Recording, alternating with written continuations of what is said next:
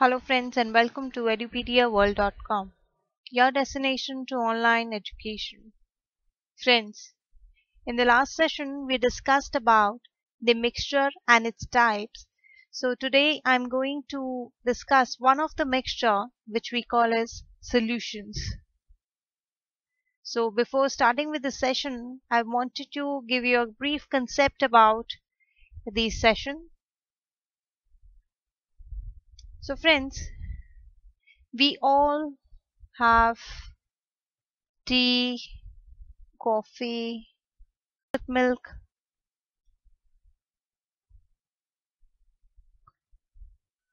We used to take lemonade many a times.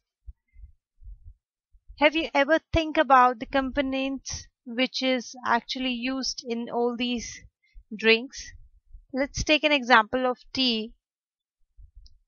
If I see the components we used in the Indian tea, basically, we have milk. In the higher, that is a dominating component of the tea is the milk. Then it's a water. Then we use tea bags, or you can also get a tea leaf, then a sugar, right? Why are these components in a different percentage or different by mass? As we know, milk dominates the component in the tea, then water, then tea leaf, and then sugar. So if we see the concept of solution,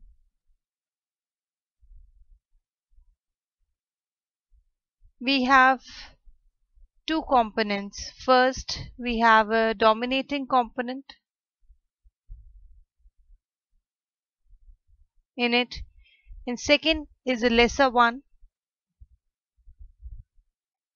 The dominating component we call as solvent, and the second component which is used in the solvent is we call as solutes. So in this example we can say that milk is the solvent, other three are the solute particles or components. I hope you have a bit understanding now about the solutions. So let me give you a brief diagram about the solution. Let's suppose this is a glass of water.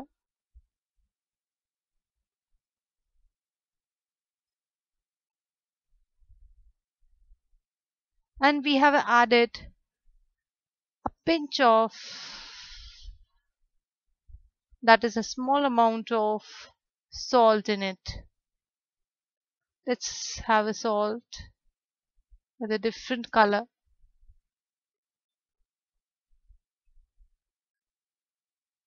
Right?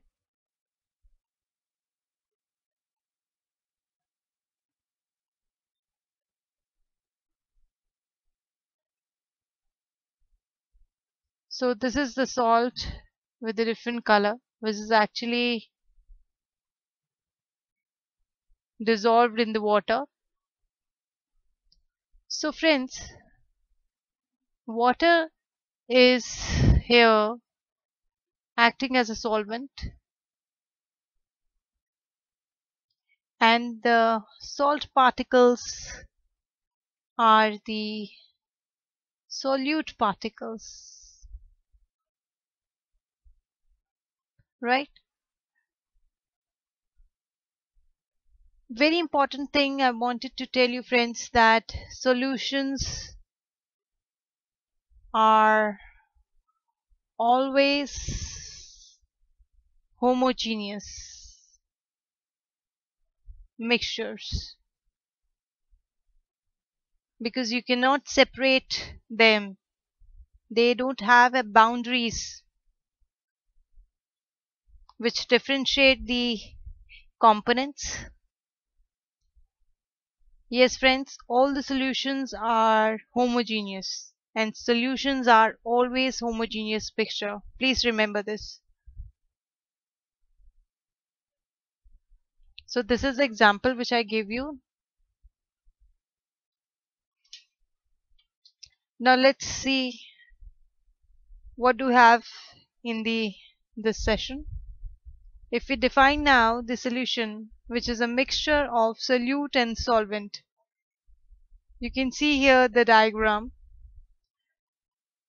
The dominating component is a solvent, and the lesser amount particles are the solute particles, which actually form the solution. So what are the characteristics of solution? That is, it is a homogeneous mixture, and the size of the solute particles is extremely small. That is, it is 10 to the power minus 8 centimeter in a diameter. Third, the particles of solution cannot be seen even under the microscope. And it is a very stable solution. That is, it is a very stable mixture. A tube solution doesn't scatter light. We'll be discussing about the Tyndall effect in the next sessions. So, friends, have you heard about the word concentration of solution? What is this? Friends, a solution may have a small amount of solute in it, and another solution may have a large amount of solute in it. Sometimes, for example, we see that if we talk about the tea, some people have a lesser amount of solute particles in terms of sugar. Some people have a more particles of solute as a sugar. That is, some people like to have sweet tea, some people like to have a sour tea. So depends upon the concentration of the solute particles, we decide the concentration of the solution, right? Which is the solution having a small amount of solute is said to be have a low concentration, whereas the solution having a large amount of solute is said to be having a high concentration. So now if we define the concentration of solution is the concentration of solution is the amount of solute particles present in a given quantity of the solution. For example, you take 2 glasses of water, add 1 tablespoon of salt in one first glass and add 2 tablespoons of salt in the other. So what will be the concentration of first and second? If we compare, we'll always say that the concentration of the solute particles, that is the concentration of the solution in the second, which we have 2 tablespoons of salt, is higher. So the concentration of solution can be expressed in numbers in different ways. The most common ways for expressing the solution, that is the concentration of solution, is the percentage method. The percentage method of expressing the concentration of solution refers to the percentage of solute, which we can actually calculate by mass first and by volume second. Why by mass? When we know that the solute particles is the solid solute particles, and when we calculate by volume, we have the solute particles in the liquid form. For example, milk in a water.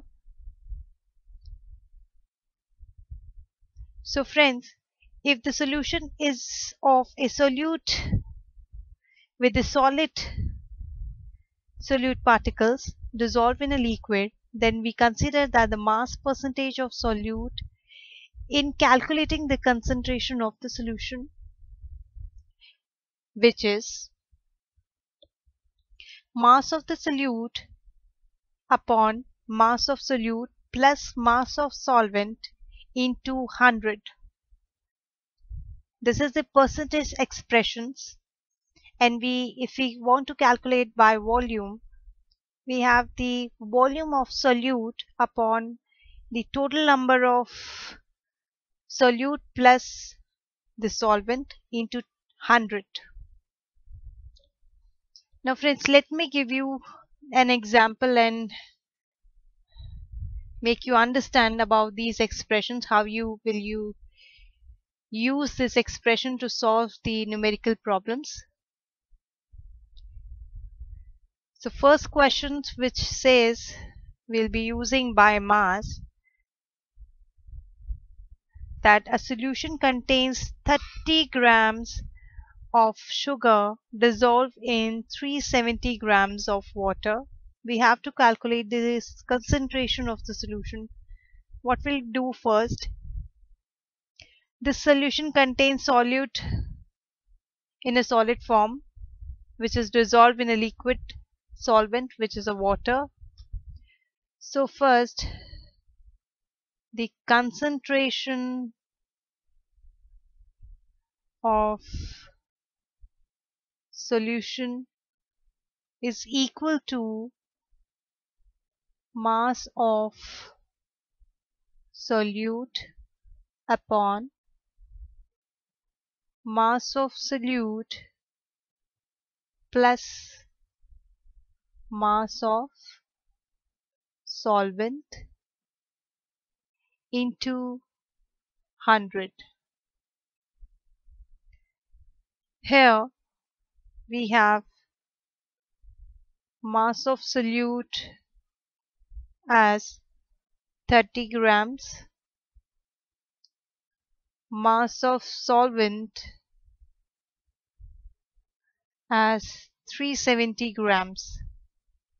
So by putting these values in the equation, we'll get 30 plus 370 into 100. So with the simple calculation, we get 7.5%, which is the concentration of sugar solution, which is 7.5%.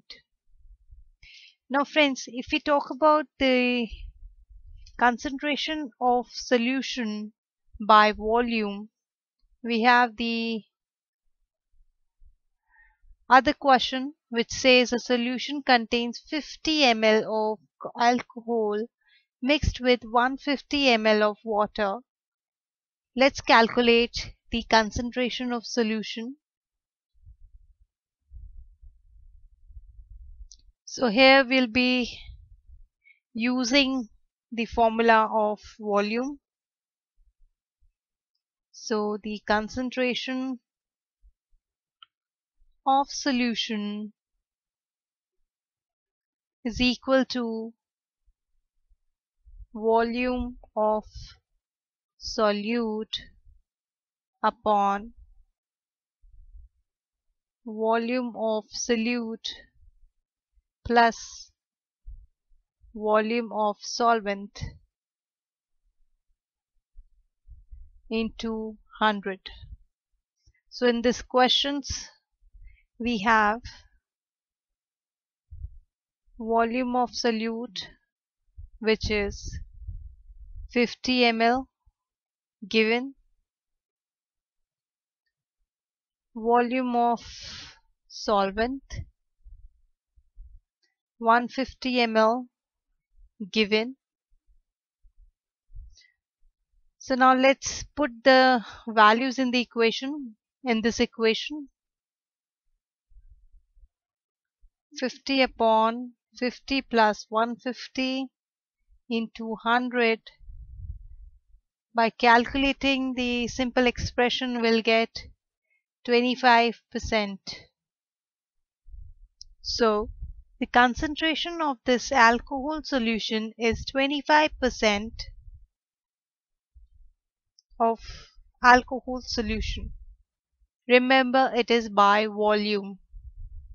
Why? Because our solute particles is in the liquid form. You can also try out in your home. Take unsolved questions and you can solve by using these two expressions which we have just learned. So if we conclude the session of solution, we have solute plus solvent, which is equal to solution. You can see here the figure which I have given you, which gives the total conclusion of the whole session, where we have a table sugar as a solute, water as a solvent. When we add these two, we get a water solution. That is, we have a sweet solution. And how do we calculate the concentration? We calculate by solute by solvent. So now let's have an activity. You just have to make a chocolate milk for you and you have to understand the solution. How? You can see this figure by which you can figure out what the solution means. What are the solute particles and what are the solvent particles, which will make your chocolate milk sweeter. Thank you for this session. So we'll be meeting with the new topic of suspension in the next session. Thank you, friends.